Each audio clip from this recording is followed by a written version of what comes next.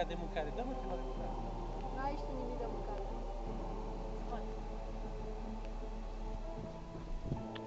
Am oprit motor.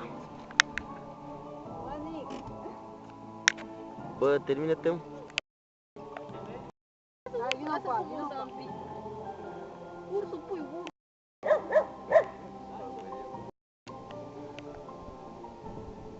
Dă-i mă ceva să mănânc. Hai, lasă. Hai, Nică, poate-ți mănâncă-ți eu. În glumă așa. Hai, Nică, noi. Ți-am zis, tâmpitule. Lasă-l, mă! Hai, închide ușa, că poate dacă vine aici la tine, ce faci? Nu-l cunoaștem pe asta.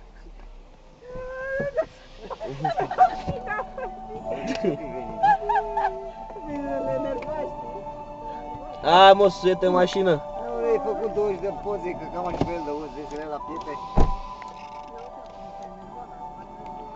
Bă, Hai, până să rege. dar nu știu dacă l-am prins, că nu știu dacă l-am prins.